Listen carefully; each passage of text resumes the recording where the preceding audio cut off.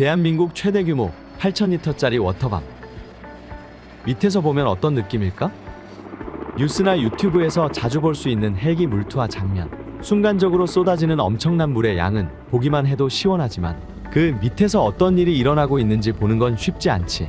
하지만 공중과 지상이 합동으로 진화작전을 펼치는 산림항공본부라면 이번 시간에는 헬기가 물투하를 할 때 바로 밑에서는 어떤 일이 벌어지고 있는지 최근 접에서 알아보자. 알아두면 흥미로운 산림항공 잡학사전. 먼저 산림항공본부에서 보유하고 있는 산림헬기는 S-64, KA-32 카모프, KUH-1F 수리온, 벨 206, AS-350이 있지. 담수량으로 살펴보면 표와 같아. 보이는 것처럼 S-64의 경우 최대 8,000리터, KA-32 카모프의 경우 3,000리터의 물을 담수하여 한 번에 투하할 수 있는데 이걸 바로 밑에서 보면 이런 느낌이야.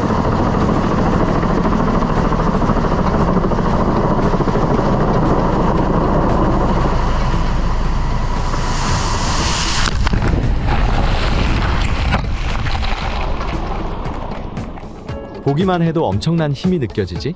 그렇다면 이런 물을 직격으로 맞는 나무들은 어떻게 될까? 영상에서 보는 것처럼 나무의 가지들은 부러지고 그 밑에도 아수라장이 되어버려. 그런데 부러진 나뭇가지들을 살펴보면 다행히 상대적으로 약한 작은 나뭇가지들이 대부분이야. 물론 이런 큰 가지도 부러지는 경우도 있지만 이 정도로 강력한 파워를 가지고 있기 때문에 헬기 바로 아래에서 물을 맞는 건 엄청 위험해. 그렇기 때문에 혹시라도 산에서 헬기가 물투하를 할 때 그 밑에 있으면 즉시 주변을 살펴서 안전한 곳으로 대피하도록 해. 그리고 지난번 영상에 많은 분들이 질문을 남겨주셨는데 그 중에 하나를 답해드리려고 해.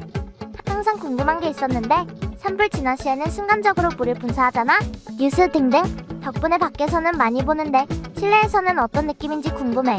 감으로 투하하는지 조준경 같은 것이 있는지 순간적으로 무게가 가벼워지는데 헬기 실내에선 어떤 현상이나 모습이 보여지는지 궁금해. 먼저 헬기에는 별도의 조준경은 없어.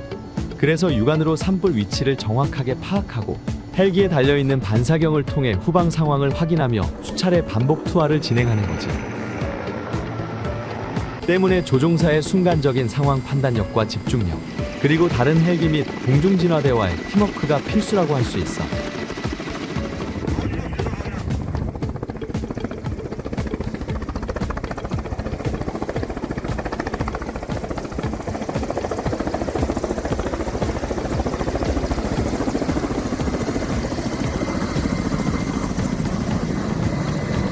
그리고 물투하를 하는 방식은 항공기 속도, 바람 방향, 산불 발생 위치, 경사도 등 다양한 요소를 고려하여 결정하지.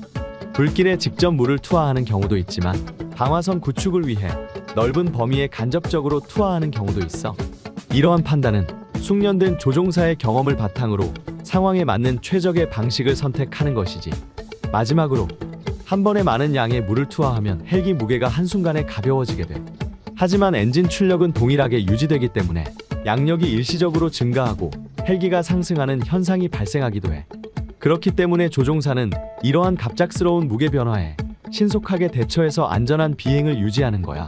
그리고 이 질문을 KA-32 및 S-64 기장들에게 직접 물어보고 답변받은 내용들인데 질문 내용을 듣고 구독자님의 관찰력이 상당하시다고 놀라셨어.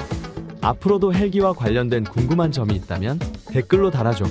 알려줄 수 있는 범위 내에서 다 알려줄 테니까. 안녕. 다음에 또 만나. 국민에게 사랑받는 우리 숲지킴이 산림항공본부.